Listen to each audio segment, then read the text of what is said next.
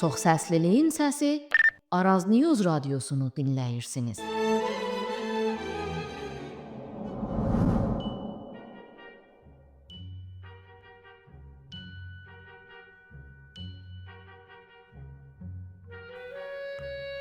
Üzeyir Hacıbəyli Fətəli xan haqqında belə yazıb. Təzə qurulan Azərbaycan hökumətinin ilk baş vəkili olan Həzrətləri Fətəli xan bu yeni dövlətin vəziyyətini fırtınalı bir gündə dəniz üstündəki taxta parçalarından düzəlmiş bir gəmiyə bənzədir. Belə bir gəmi hər saat, hər an dağa qayaya çırpılıb dağılmaq təhlükəsi ilə üz-üzədir və bütün ümidini gəminin kapitanının bacarığına bağlayır. Bir gəmi düşünün, kapitanı heç zaman dəniz görməyib. Göyərtisi çatlaq, yükü ağır, arxasında bir imperatorluq çökür. Qabağında 3 tərəfdən atəş var və bu gəminin adı Azərbaycandır. Fətəli xan Xoyski bu gəminin sükkanını əlinə alanda çox az insan ona inanırdı. Ancaq o dağların arasından fırtına dinənəcən gəmini daşa çırptırmadan keçirdi. Bura Araz News radiosu. Mən Altay Urmulu.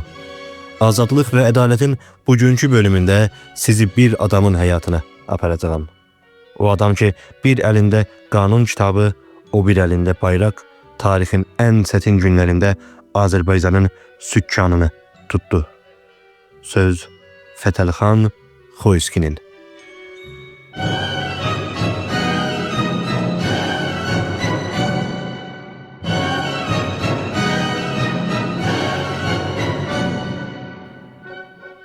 Xoyski soyadını daşıyan adam Bakı küçələrində doğulmayıb. Onun kökü Arazın güneyində Xoy şəhərində qalıb. 19-cu əsrin əvvəli Xoy xanlığının başında Cəfərqulu xan var idi. Qılıncı itidir. Adı bölgədə qorxulu anılır. Batman qılınc ləqəbini elə buna görə daşıyır. Ancaq şahlar taxtı dəyişəndə xanlar da öz yerini itirir. Fətəli Şah Qacar taxta çıxanda Cəfərqulu xan ilə arası düzəlmir. Döyüş qaçırılmaz olur, məğlubiyyət də. 20 min adam Cəfərqulu xanın arxasınca gelir. Bu sadə bir köç deyil. Bütöv bir tayfanın Xoy toprağını tərk edib Arazın quzeyinə keçməsidir. Əvvəl 3 kilisə, sonra Şəki bölgəsi. Bu adamlar ata-baba yurdunu geridə qoyub yeni bir taleyə üst tuturlar.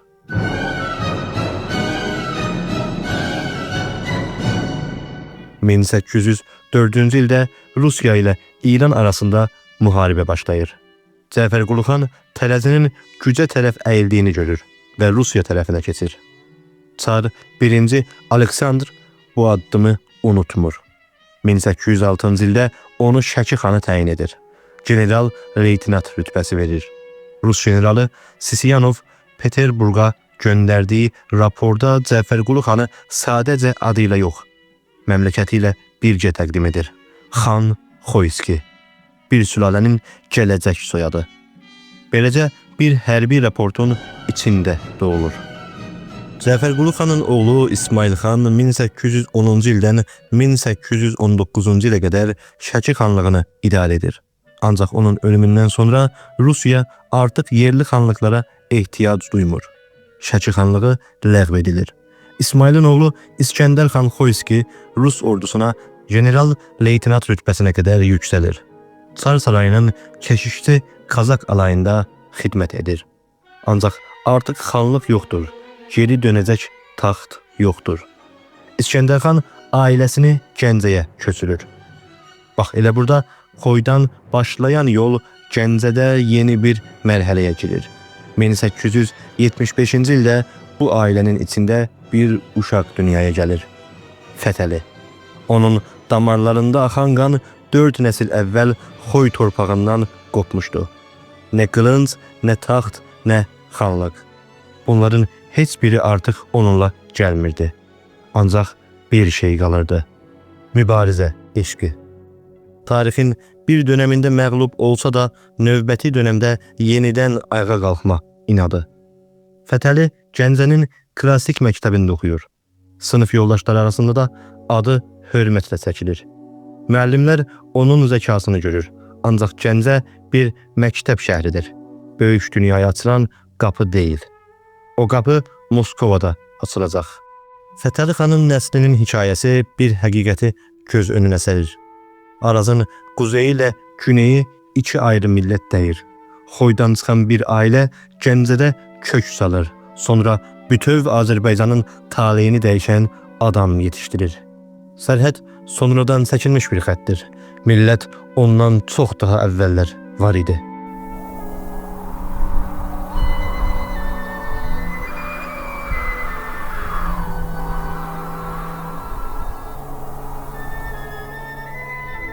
Moskova 1890-cı illərin sonu. Şəhərin soyuq daşları arasında universitetin hüquq fakültəsi qapıları açılır. Fətəli bu qapılardan içəri girən imperiyanın kənar bölgələrindən gəlmiş Asiyalı tələbələrdən biridir. Sınıfında oturur. Rusiya imperiyasının qanunlarını əzbərləyir. O qanunlar ki, öz xalqına qarşı işlədikcə fərqli işləyirlər. Diplomunu birinci dərəcə ilə alır. Ancaq diplom bir şey, gələcək dünya isə başqa şeydir. Gəncə, Kutaisi, Suxom, Batum. İllər boyu bölgə məhkəmələrində müxtəlif vəzifələrdə çalışır. Bura Yekateriyonodra, bugün Krasnodar adlanan şəhərə göndərilir. Orada baş prokurorun ya Dadistanın köməkçisi təyin edilir. Bir məhkəmə salonu düşünün. Hakim kürsüsündə oturanlar əksəriyyət Rus. Qarşılarında dayanan isə imperiyanın yad gördüyü xalqlardan biri. Fətəli bu salonlarda hər gün eyni mənzərəni görür. Qanun hamı üçün eyni yazılıb, ancaq tətbiqi eyni deyil. Bu təcrübə onun içində sual doğurur. Qanun kitabları kağız üzərində ədaləti vəd edir. Bəs bu vəd kimin üçün gerçəkləşir? 1907-ci il Fətəli 2-ci Dövlət Dumasına Yelizavetpol quberniyasından, yəni Gəncə bölgəsindən millət vəkili seçilir. Peterburqa yollanır. Dumanın böyük salonuna daxil olur. Salonda yüzlərlə millət vəkili, ancaq müsəlman fraksiyonunun səsi çoxunluğun gürültüsündə itib batmağa məhkumdur.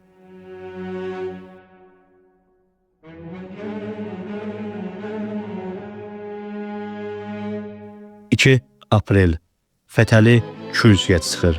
Sözlərini rəqəmlə açır. Rusiya dövlətinin ümumi əhalisinin 20 milyondan çoxunu müsəlmanlar təşkil edir. Sonra torpaq siyasətinə keçir, köçürmə siyasətinə. Bu siyasət kənar bölgələrin torpaqlarını mərkəzdən gətirilən yeni köçkünlərə paylaşdırır. Yerli əhalini isə öz torpağında əcnəbiyə çevirir.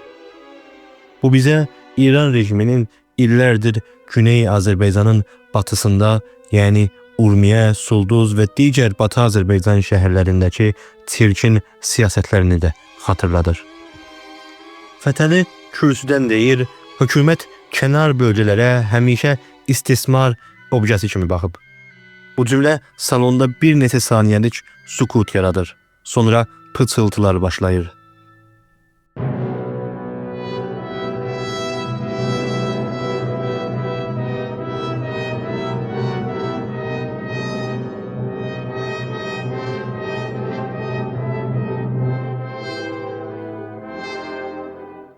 ...29 may tarixində Fətəli yenidən kürsüdə. Bu dəfə yerli məhkəmələrin yenidən qurulması haqqında qanun layihəsinə etiraz edir. Danışdığı sözlər protokollara düşür. Tarixə həkk olunur. Ancaq 4 gün sonra Duma buraxılır. Bir qapı bir daha açılmamaq üzrə bağlanır. Fətəli bu bağlanmadan əvvəl başqa bir işə də imza atmışdı. Vətəndaşların milli və dini mənsubiyyətinə görə siyasi və mülki hüquqlarını məhdudlaşdıran qanunların ləğvi haqqında layihə. Bu layihəni imzalayan 173 millət vəkilindən biri elə odur. layihə qanunlaşmağa macal tapmır. Doma ondan əvvəl susturulur. Fətəli Peterburqdan geri dönür. Kürsüdən danışmaq artıq bir yol dəyir. Qanun kitabları tək başına heç kimi qorumur. Söz demək kifayət etmir. Qorumaq üçün bir organizasyon, bir sistem, bir dövlət lazımdır. O gün Fətəlinin içində başqa bir sual doğulur. Əgər imperiyanın kürsüsü susturulursa, öz millətinin kürsüsünü kim quracaq? Cavab 10 il sonra gələcək. 28 may 1918. Tiflisdə kiçik bir salonda 24 nəfər oturub. Qapının bayırında imperiyalar çökür. Cəbhələr dağılır, xəritələr yenidən çəkilir. İçəridə isə bu 24 nəfər tarixdə görünməmiş bir qərara imza atmaq üzrədir. Ancaq bu anın öz başlanğıcı var. Bir gündə doğulmayıb. Geriyə dönək 1917-ci ilin martına. Rusiyada çarizm çökür. Bakıda xaos içində bir səs eşidilir. Təşkilatlanmaq lazımdır. 29 mart 1917-ci ildə Bakı Müsəlman Milli Şurasının müvəqqəti icra komitəsi qurulur. Fətəli xan bu komitənin içindədir. Aylar sonra Bakı şəhər duması seçkiləri keçirilir. Müsəlman bloku 10.000 nəfərdən çox səs toplayır. Fətəli xan bu blokun namizədi olaraq duma sədrliyinə seçilir. Bakı o vaxt iki gücün mübarizə meydanıdır.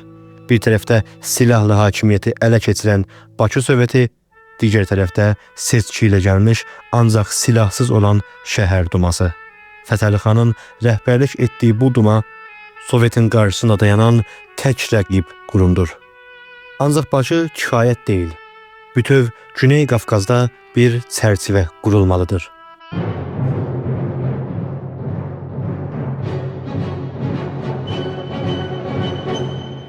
Zaqafqaziya Seymi, yəni bütöv Güney Qafqazın ortaq məclisi toplanır. Fətəli xan orada müsəlman qrupunun içindədir. Seymdə danışıqlar uzanır, dolaşıqlaşır. Ermənilər ayrı istəyir, Gürcülər ayrı, müsəlmanlar ayrı. Trabzon konferansında Osmanlı nümayəndələri ilə görüşlər aparılır, ancaq ortaq məxrəc tapılmır. 7 aprel 1918. Fətəli xan Seymdə bir məsələni gündəmə gətirir. Doğu və ya Şərqi Qafqazın müstəqilliyinin elan edilməsi mümkünlüyü. Bu hələ bir təklifdir, ancaq toxum artıq torpağa düşüb. May ayının sonu. Seym dağılır. Gürcüstan öz müstəqilliyini elan edir. Seymin köhnə müsəlman üzvləri özlərini Cənubi Qafqaz müsəlmanlarının müvəqqəti Milli Şurası elan edir. Fətəli xan bu şuranın icra orqanına rəhbər seçilir. Oy birliyi ilə. Və gəlirik 28 maya. Milli Şura Azərbaycanın istiqlalını elan edən bəyannaməni qəbul edir. 24 səs lehinə. 2 nəfər bir tərəf qalır. Fətəli xan bəyannaməni imzalayan 24 nəfərdən biridir. Bir saat sonra ona hökumət qurmaq tapşırılır. Bir saat içində kabinə hazır olur. Fətəli xan Rəis-i Vükəla və Daxiliyyə Naziri, yəni Başbaxan və İçişləri Baxanı postunu öz üzərinə götürür. 2 gün sonra 30 mayda dünyanın böyük baş kəndlərinə, İstanbula, Berlinə, Viyanaya, Parisə, Londona, Romaya, Vaşinqtona, Tehrana, Moskovaya bir radioqram gedir. Azərbaycan müstəqil bir dövlətdir. Ancaq bir dövləti elan etmək, onu qurmaq demək deyir. 19 iyun 1918 bütöv ölkədə hərbi vəziyyət elan edilir. 8 gün sonra Azərbaycan türkçəsi dövlət dili elan olunur. Sovet illərində unudulmuş yer adları geri qaytarılır. Yelizavetpol yenidən Gəncə olur. 15 iyul 1918 Fövqüladə Təhqiqat Komitəsi qurulur. Martın qanlı günlərini araşdırmaq üçün. Bu sadəcə bir intiqam addımı deyil. Bu ədalətin silahla deyil, sənədlə, ifadə ilə, məhkəmə sürəci ilə təmin ediləcəyinin elanıdır. 15 ay ərzində komisyon 36 cild material toplayır. 194 nəfər barəsində iş açılır. Fətəlxan bir zamanlar özü Dağistan və ya savcı olmuş adam, indi bir dövlətin savcılığı və ya Dağistanlığı və ədliyyə sistemini qurur. 1919-cu il sentyabr ayı. Parlament Bakı Dövlət Universitetinin açılması haqqında qərar qəbul edir. Noyabrın 15-i ilk dərs günüdür. 2 fakültə 1094 tələbə. Rektor Kazan Üniversitesinin profesoru Vasili Razumovski. Razumovski öz xatirələrində yazır, Fətəlxan ona niyə Tiflisdə, bəlkə universiteti Bakıda açmaq daha doğru olardı deyə sual vermişdi. Bu sual sadə bir fikir deyirdi. Bir millətin öz elm ocağını başqasının şəhrində deyir, öz şəhrində qurmaq istəyidir. Ay sonra iyulun 21-i. Parlament 20 yaşını doldurmuş bütün vətəndaşlara qadın-kişi fərqi olmadan seçmək və seçilmək hüququ tanıyır. Müsəlman şərqində bu ilk dəfə baş verir. Amerikadan 1 il əvvəl, Britaniyadan 9 il əvvəl, Fransadan 25 il əvvəl. Bir vaxtlar Duma kürsüsündə susturulan adam indi qanun yazır. Bir vaxtlar məhkəmə salonunda yad görülən xalq indi öz universitetini açır, öz məhkəməsini qurur, öz qadınına səs vermə hüququ tanıyır. Təşkilatlanma bir gündə doğulmadı, 10 il çəkdi, ancaq 10 il sonra nəticə ortadaydı. Bir millət özünü özü idarə edirdi. Bir dövlətin ən çətin anı onu quran an deyir. Onu qurmaq üçün ən yaxın dosta belə yox deyə bilmək anıdır. 1918-ci ilin yayı. Bakı hələ düşmən əlindədir. Bakı Soveti, Daşnak dəstələri, İngilis komandanlığı, Danster Force hamısı şəhəri əllərində saxlayır. Azərbaycan hökumətinin özü o vaxt hələ Gəncədədir. Baş kəndisiz bir dövlət kimi yaşayır. Kömək güneydən gəlir. Ənvər Paşanın qardaşı Nuri Paşa 28 yaşında Qafqaz İslam ordusunun komandanlığını öz üzərinə götürür. Ordu Gəncəyə çatanda 12.000 nəfəri çatır. Göyçaydan, Salyandan, Ağsudan, Kürdəmirdən keçərək Bakı istiqamətinə ilərləyir. 15 sentyabr 1918, 30 saat davam edən döyüşdən sonra Bakı azad olunur. Qafqaz İslam ordusu bu yolda 1130 şəhid verir. Fətəlxan parlamentın açılış nütqündə bu köməyin hüquqi əsasını izah edir. Türkiyə-Azərbaycan sülhnaməsinin bir maddəsinə görə darda qaldığımızda dindaşımız və millətdaşımız olan Türkiyəyə müraciət edildi. Gəncədə Milli Şura ilə Nuri Paşa arasında hakimiyyət bölgüsü üstündə fikir ayrılığı yaranır. Fətəlxan burada çətin bir sərhəddə dayanır. Bir tərəfdə canını, dövlətini xilas edən qardaş ordu, digər tərəfdə öz gənc dövlətinin daxili işlərinə kimin qərar verəcəyi sualı. O geri çəkilmir. Türk komandanlığının Azərbaycanın daxili işlərinə qarışmasına etirazını bildirir. Nəticədə uzlaşma tapılır. Milli Şuranın səlahiyyətləri parlament açılana qədər Fətəlxanın hökumətinə həvalə edilir.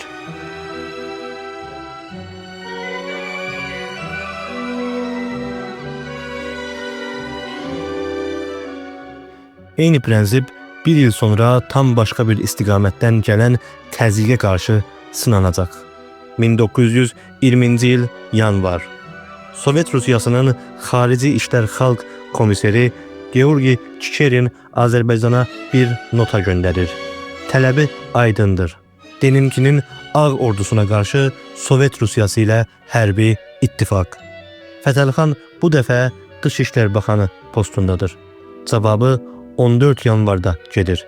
Deninkinin məsələsi Rusiya dövlətinin daxili və iç işidir və Azərbaycan suveren bir dövlət olaraq başqa bir suveren dövlətin daxili işlərinə qarışmağa icazə verə bilməz.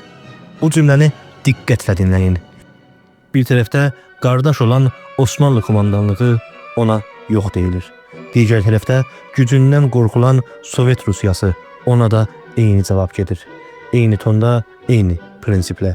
Fətəli xan kiminsə tərəfini tutan adam deyildi. O bir tək tərəf tuturdu. Azərbaycanın öz qərarını özü verməsi tərəfini. Bu gücsüzlərin və zəiflərin dili deyir.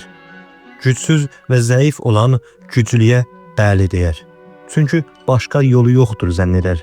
Fətəli xan iki fərqli gücün qarşısında iki fərqli yox deyə bildi. Çünki bilirdi, bir dövlətin varlığı məhz bu qətiyyətdən keçir. Ancaq tarix bəzən ən qətiyyətli adamları da qoruya bilmir. 1920-ci il iyunun 19-u Tiflis. Fətəli xan artıq bir dövlətin başçısı deyir. Dövləti aprel ayında Qızıl Ordu tərəfindən işğal olunub. O, indi bir mühacir. Yerevan meydanına yaxın bir küçədə addımlayır. Yanında Müsavat lideri Xan Məmmədov. Silah səsi gözlənilmədən gəlir. İki adam 100-150 metr aralıdan atəş açır. Xan Məmmədov yaralanır, amma qaçmağı başarır. Fətəli xan yerində həyatını itirir. Bu təsadüfi bir cinayət deyirdi. Erməni Daşnaqsiyon Partisinin Nemesis adlı intiqam əməliyyatının bir həlqəsi idi. Eyni əməliyyat ki, illər sonra Berlin küçələrində başqa türk liderlərinin də canını alacaqdı.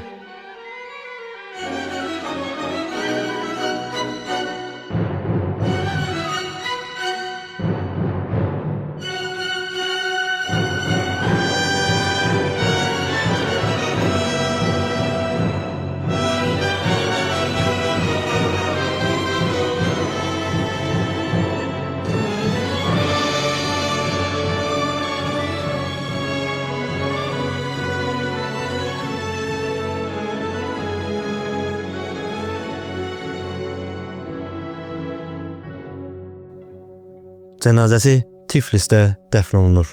Mirzə Fətəli Axundzadənin yanında. Bir adam düşünün ki, ömrü boyu iki əlində iki şey daşıyıb. Bir əlində qanun kitabı, o bir əlində bayraq. Xoydan qopan bir ailənin nəvəsi. Moskovada hüquq oxuyub. Duma kürsüsündə susturulub. Sonra öz millətinin kürsüsünü qurub. Bir dövləti boş yerdən sənədlə, iradə ilə ayağa qaldırıb. Və sonunda o dövlətin düşməni tərəfindən deyil, tarixin ən qaranlıq intiqam zəncirinin bir həlqəsində arxadan vurulub. Sovet illəri gəlir. Onun adı uzun müddət susturulur, kitablarda yazılmır, xatirələrdə pıçıldanır. Ancaq bir ölkənin yaddaşı bir partiyanın qərarı ilə tam silinmir.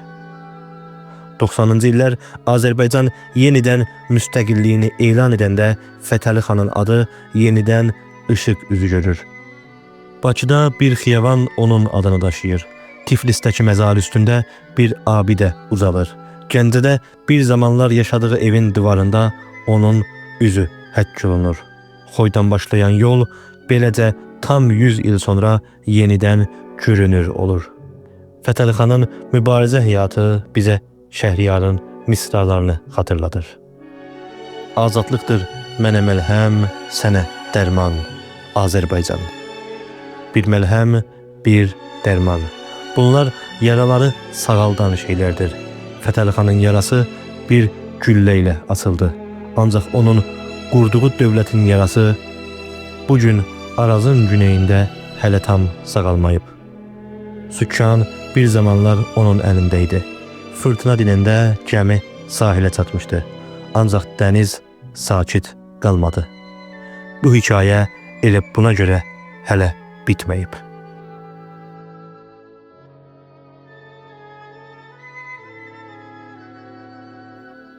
Əziz dinləyicilər, Azadlıq və Ədalətin bu proqramının da sonuna gəldik. Bir sonraki verilişdə görüşmək diləyilə əsən qalın, Araz News'la qalın.